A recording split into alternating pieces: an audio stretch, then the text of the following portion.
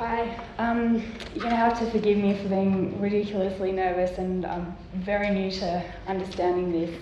I wanted to thank Robert and Selena for the opening and for that letter and sharing that with us. And I want to open with just relating what's at stake with this partnership and by our governments feeling threatened by corporations. A lot of the people, a lot of the cases that I'm going to tell you about are cases where corporations have won victory over Aboriginal and Indigenous people throughout the world who are trying to protect their country, and that's what's at stake here in WA.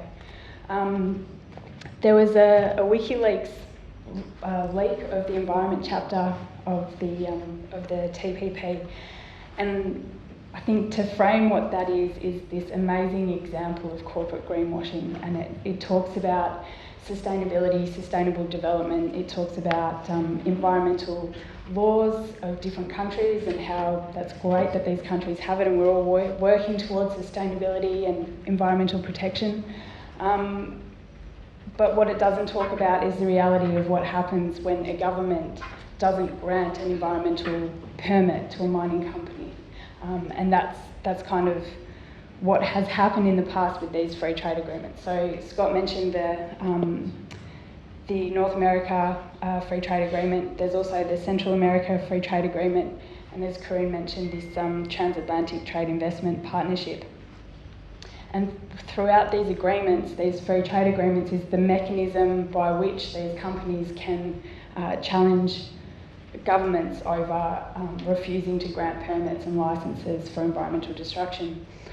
The mechanism kind of sits within the World Bank, the International Centre for Settlement of Investment Disputes, and it's through those clauses that were mentioned, the investor-state dispute settlements.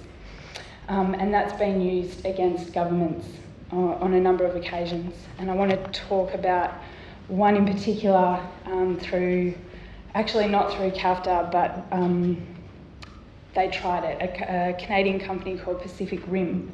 They wanted to build a gold mine in the upper reaches of the northwest of El Salvador, near a town called Cabanas.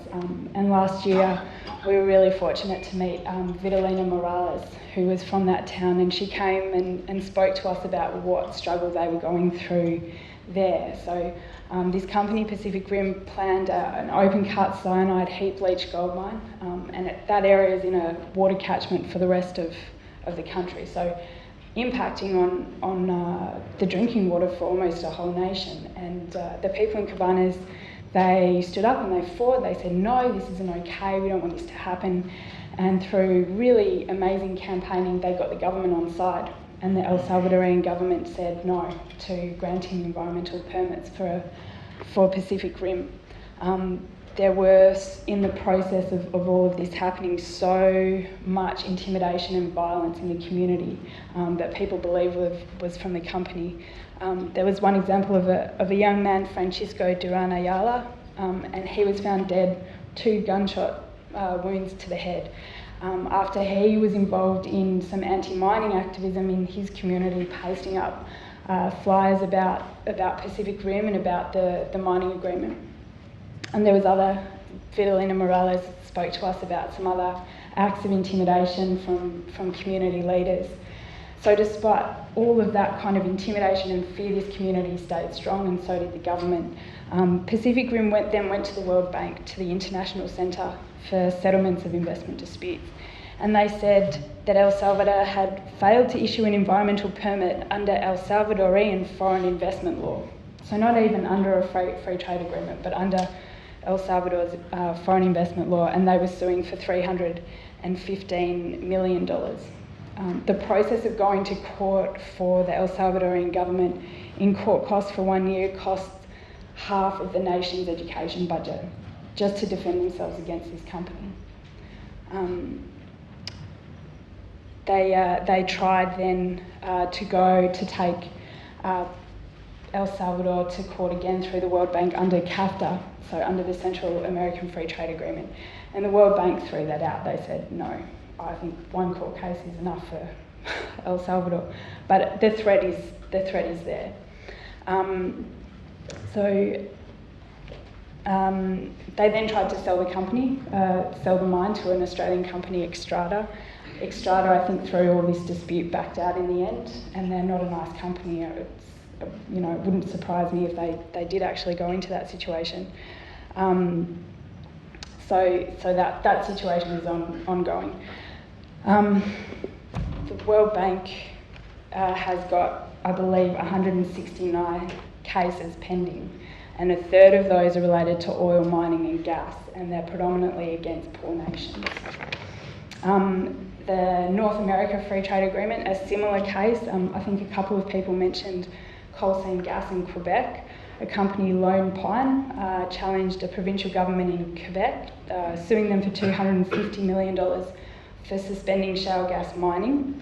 And they weren't even saying we're going to ban shale gas mining, they were just saying we want to do an environmental study, and the company wanted to sue them for $250 million.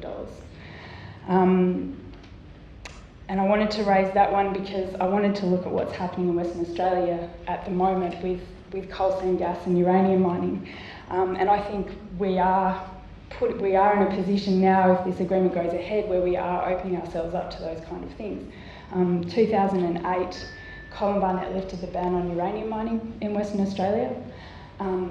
Since then, the Labor Party, the West Australian Labor Party, not the Federal Labor Party, the State Labor Party has maintained their opposition. The Greens, of course, have been very outspoken and really supportive of the campaign against uranium mining.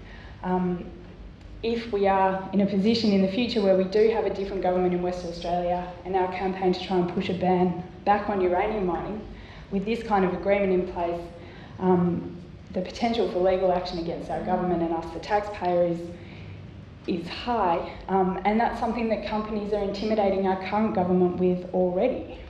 When we talk about stopping a uranium mine here or stopping a uranium mine there, our politicians in Western Australia are saying, but we'll open ourselves up to compensation claims. And at the moment, that's a, it's, I think, an industry construct that has been designed to intimidate governments into signing off on mining deals and signing off on these kind of agreements. And so I suppose the stakes for WA in terms of what mining interests there are in WA, I think is really high.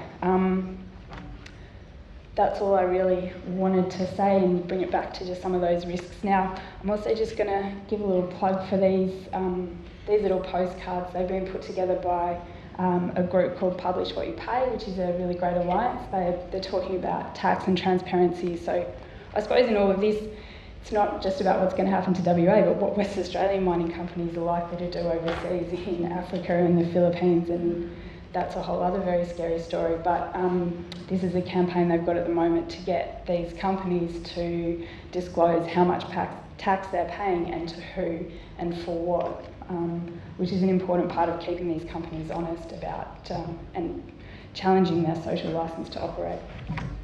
Thanks.